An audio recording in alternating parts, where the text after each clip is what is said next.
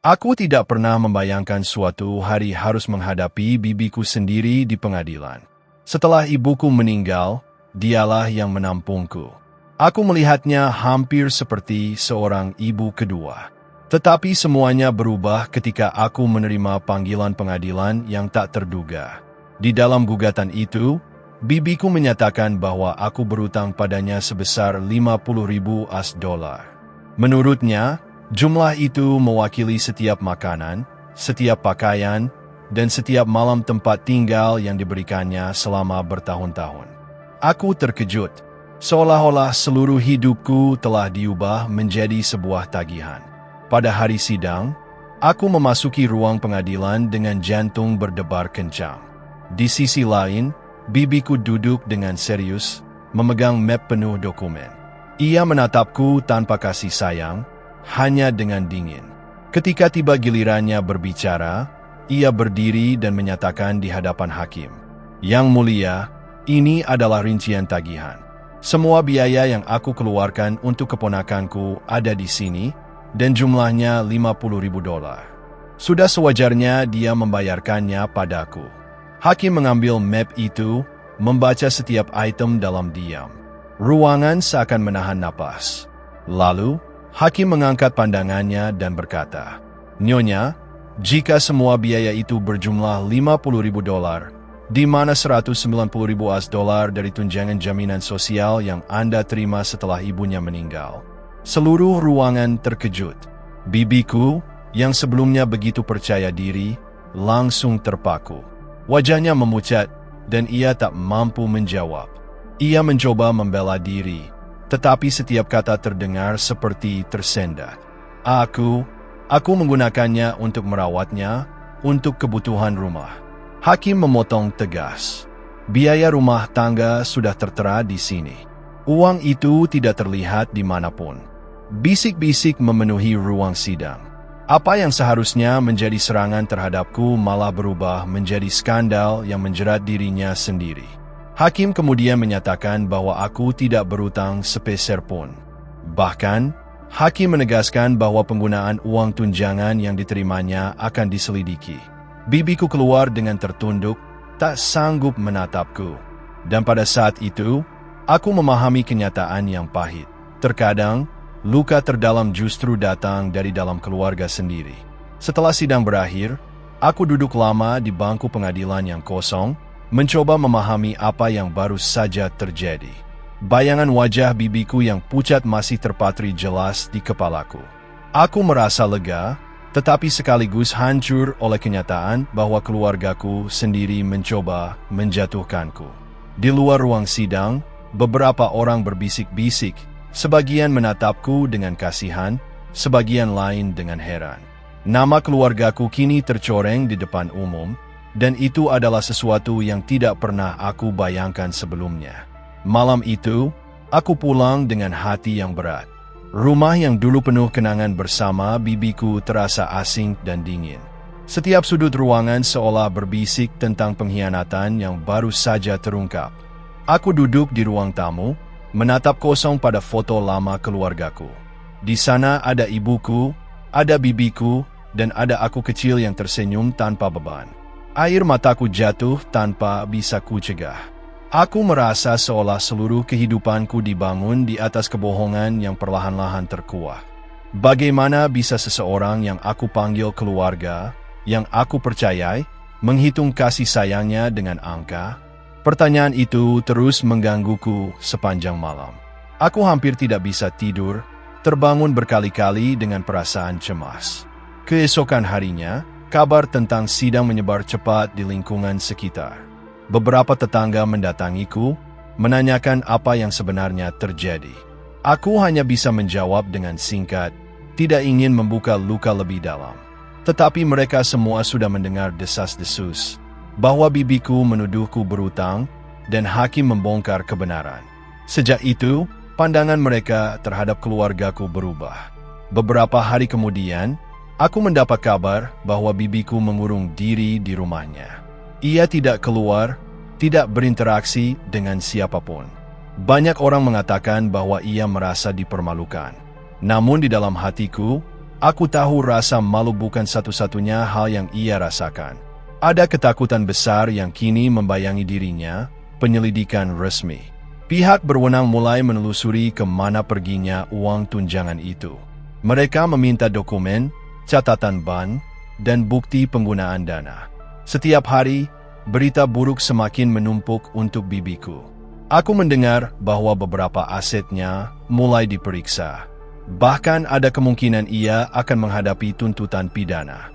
Sementara itu, hubungan keluargaku retak semakin dalam. Beberapa saudara yang dulu dekat kini saling menjauh. Ada yang menyalahkan bibiku, tetapi ada juga yang menyalahkanku karena membawa masalah ini ke pengadilan.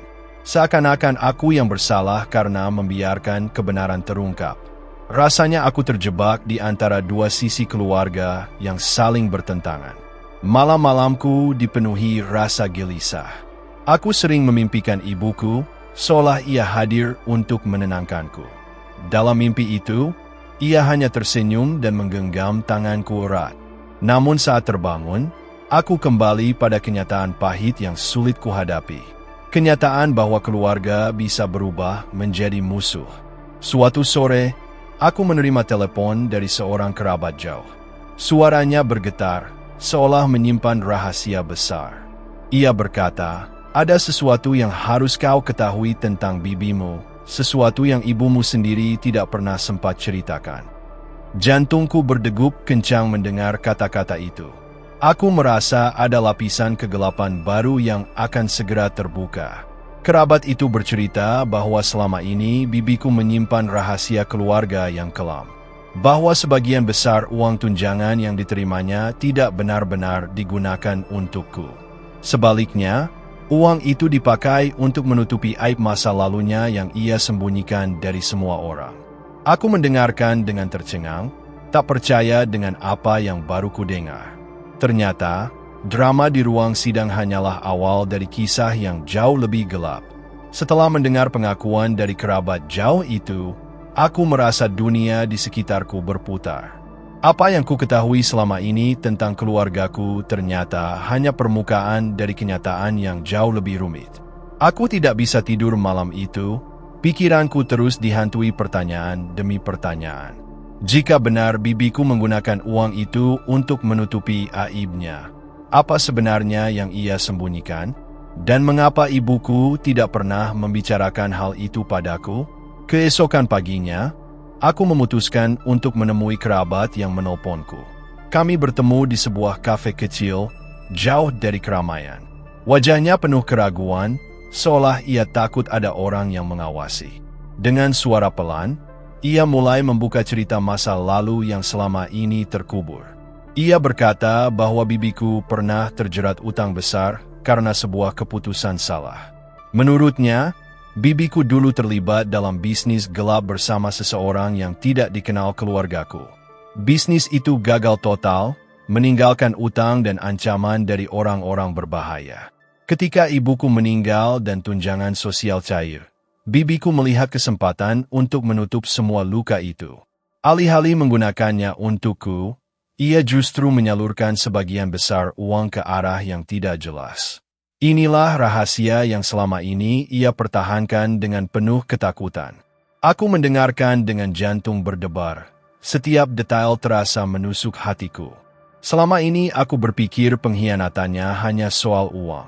Tapi ternyata ada lapisan lebih dalam yang melibatkan kebohongan, dosa lama, dan jejak kelam keluargaku. Aku merasa marah, sekaligus kasihan pada diriku sendiri karena harus menanggung akibatnya. Namun, aku tahu kebenaran ini tidak bisa lagi kusimpan. Malam itu, aku memutuskan menuliskan semua yang baru kudengar. Aku butuh mengatur pikiranku agar tidak hancur dalam kekacauan. Setiap kata yang kutulis membuatku semakin sadar betapa rumitnya kisah keluargaku. Aku mulai memahami mengapa ibuku memilih diam semasa hidupnya. Mungkin ia ingin melindungiku dari kenyataan pahit yang tak terhindarkan. Beberapa hari kemudian, penyelidikan resmi semakin ketat. Polisi mendatangi rumah bibiku, membawa dokumen dan menyita beberapa barang. Tetangga-tetangga menatap dengan penuh rasa ingin tahu, sebagian dengan bisikan tajam. Nama keluargaku kini benar-benar jatuh ke jurang aib. Dan aku berada di tengah pusaran itu, meski tak pernah memintanya. Saat berita tentang penyelidikan menyebar, aku mulai menerima pesan dari orang asing. Beberapa mengaku pernah mengenal bibiku dalam masa lalunya. Mereka bercerita tentang hubungan gelapnya, tentang orang-orang berbahaya yang pernah mendekati keluargaku. Aku kaget, tetapi juga merasa semakin terikat dengan kisah yang tidak pernah kuminta. Hidupku kini dipenuhi rahasia yang membakar dari segala arah. Di malam yang sunyi, aku sering bertanya pada diriku sendiri, apakah darah dan hubungan keluarga cukup untuk memaafkan pengkhianatan sebesar ini? Atau apakah waktunya aku melepaskan semua ikatan yang hanya menyakitkan? Pertanyaan itu tidak pernah mendapatkan jawaban yang jelas. Hanya ada perasaan kosong yang terus menemaniku. Suatu hari, aku menerima surat dari pengacara. Isinya memberitahukan bahwa aku mungkin akan dipanggil kembali ke pengadilan, kali ini sebagai saksi. Mereka ingin aku menceritakan bagaimana bibiku memperlakukan uang tunjangan itu. Perasaanku campur aduk, antara ingin jujur atau sekadar melupakan semuanya. Tapi aku tahu, melupakan bukanlah pilihan. Beberapa malam sebelum sidang berikutnya, aku bermimpi lagi tentang ibuku. Ia berdiri di depan pintu, menatapku dengan mata yang penuh kasih. Dalam mimpi itu, ia berkata singkat, "Kebenaran memang menyakitkan, tapi hanya kebenaran yang bisa membebaskanmu." Aku terbangun dengan air mata, tetapi juga dengan tekad yang lebih kuat. Aku tahu, aku harus melanjutkan perjalanan ini sampai akhir, betapapun gelapnya jalan yang harus kulalui. Hari sidang berikutnya akhirnya tiba, dan aku merasa seluruh tubuhku bergetar. Ruang pengadilan penuh sesak, semua ingin tahu perkembangan kasus yang semakin memanas. Aku duduk di kursi saksi, menatap hakim dengan rasa gugup. Bibiku duduk di seberang, wajahnya semakin pucat dan matanya kosong. Seolah-olah ia sudah kehilangan tenaga untuk melawan kenyataan. Jaksa mulai menanyai aku tentang masa kecilku. Bagaimana bibiku memperlakukanku, bagaimana uang itu digunakan, dan apa yang aku ketahui tentang kehidupannya. Aku menjawab dengan hati-hati, tetapi setiap kata terasa seperti pisau yang menusuk hubungan keluargaku. Beberapa orang di ruang sidang meneteskan air mata mendengar kisahku. Drama keluarga ini benar-benar membuka luka lama yang tak pernah sembuh. Hakim kemudian menoleh pada bibiku. Dengan suara tenang, ia berkata, "Nyonya, semua bukti menunjukkan penggunaan dana yang tidak wajar." Bibiku menunduk, kedua tangannya bergetar hebat. Tiba-tiba ia menangis keras, sesuatu yang belum pernah kulihat sebelumnya. Tangisan itu bukan sekadar penyesalan, tetapi juga ketakutan yang mendalam. Saat tangisannya mereda, ia berbisik pelan namun terdengar jelas. "Aku melakukan semua ini karena aku tidak punya pilihan, karena aku harus melindungi sesuatu yang jauh lebih besar." Ruangan menjadi hening seketika, semua menunggu penjelasan. Hakim memintanya untuk berbicara lebih jelas. Bibiku menghela napas panjang, lalu mulai mengungkap rahasia yang ia simpan bertahun-tahun. Ia bercerita bahwa sebagian dari uang itu digunakan untuk membayar orang-orang yang mengancam keluarga kami. Orang-orang yang mengetahui aib lama yang melibatkan ayahku. Katanya, ayahku pernah terjerat dalam kasus korupsi kecil yang ditutupi agar tidak mencoreng nama keluarga. Uang tunjangan itu, sebagian, dipakai untuk menutup mulut mereka. Aku terdiam, tidak percaya apa yang baru ku dengar. Seluruh persepsiku tentang ayahku runtuh dalam sekejap. Aku merasa seolah tanah di bawah kakiku berguncang. Bagaimana bisa kebenaran sebesar ini disembunyikan dariku selama ini? Dan mengapa bibiku memilih memikul beban itu sendiri? Meskipun caranya salah, semua pertanyaan itu menyesakkan dadaku. Hakim menatapnya tajam, lalu berkata, "Kebenaran mungkin bisa menjadi alasan, tapi tidak bisa menjadi pembenaran." Kata-kata itu menggema di ruangan, menusuk semua orang yang mendengarnya. Bibiku hanya menunduk, tidak lagi mampu membantah. Wajahnya kini terlihat jauh lebih tua dari usianya. Setelah sidang, berita itu menyebar dengan cepat. Media menulis judul besar tentang rahasia keluarga yang akhirnya terbongkar. Nama keluargaku kembali menjadi bahan pembicaraan, kali ini dengan lapisan skandal baru.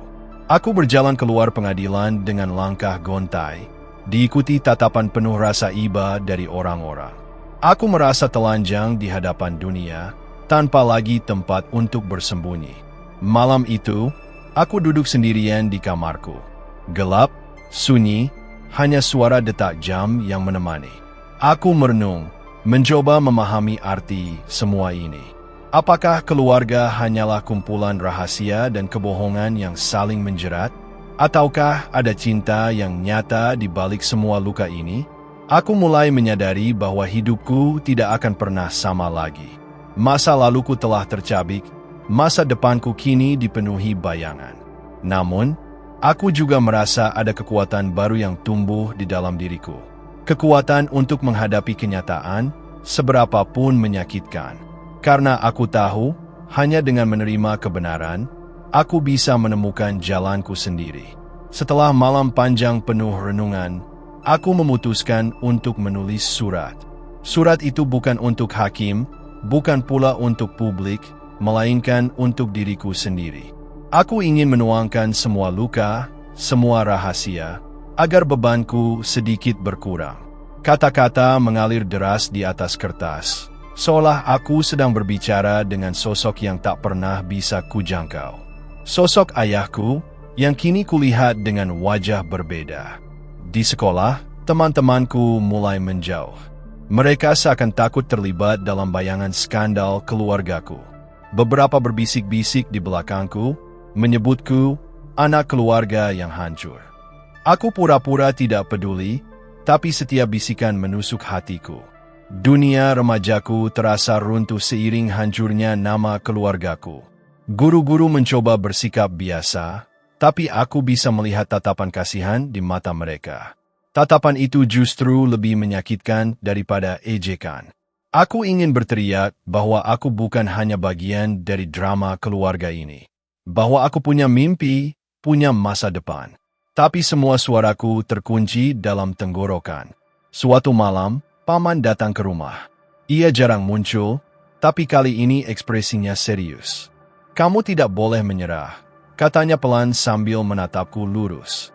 Kata-kata itu sederhana, tapi menyentuh sisi terdalamku.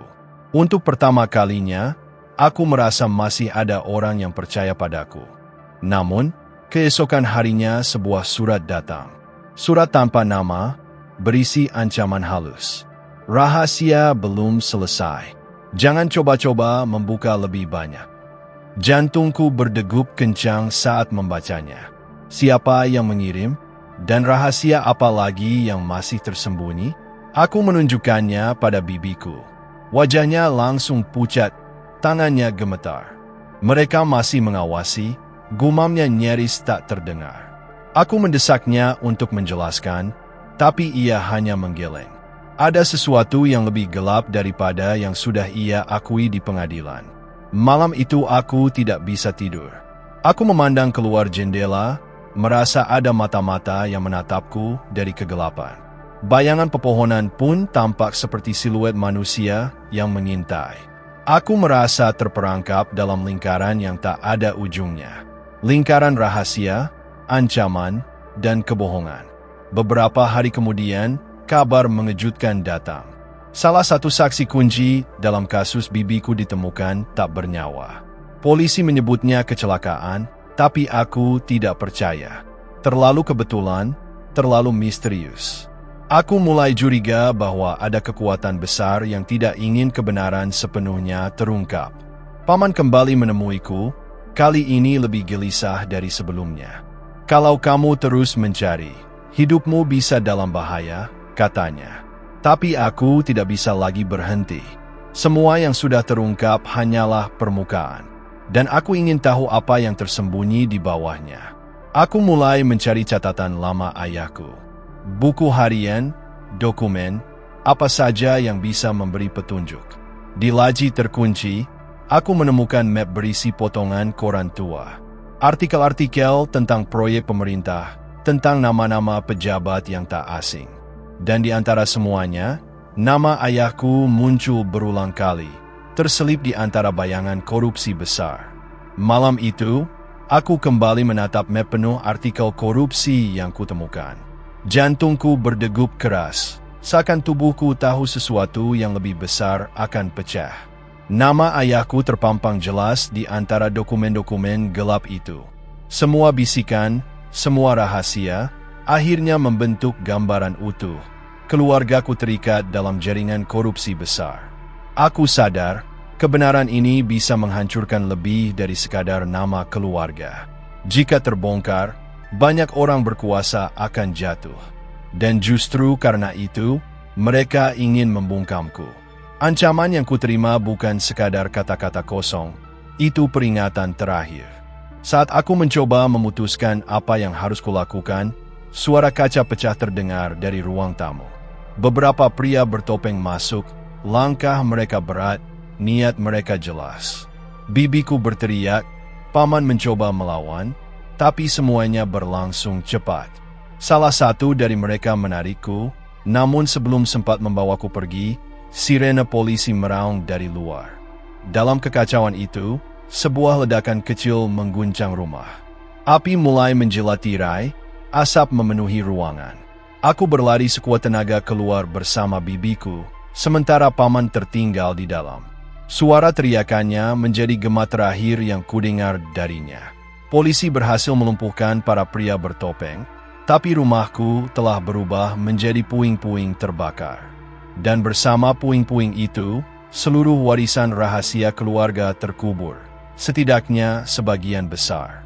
Aku berdiri di jalan, tubuhku bergetar, air mata bercampur dengan debu dan asap. Untuk pertama kalinya aku sadar, drama keluarga ini tidak hanya menyayat hati, ia juga meninggalkan luka yang tak akan pernah hilang. Terima kasih sudah mendengarkan kisah penuh rahasia dan konflik keluarga ini sampai akhir. Jika kalian menyukai cerita ini, jangan lupa untuk like dan tinggalkan komentar tentang bagian mana yang paling membuat kalian terkejut. Dukungan kalian sangat berarti untuk kami terus menghadirkan drama keluarga yang menyentuh hati dan membuka mata. Jangan lupa juga untuk bergabung dengan channel ini dengan cara subscribe dan aktifkan lonceng notifikasi, agar tidak ketinggalan kisah-kisah menarik berikutnya. Sampai jumpa di cerita selanjutnya.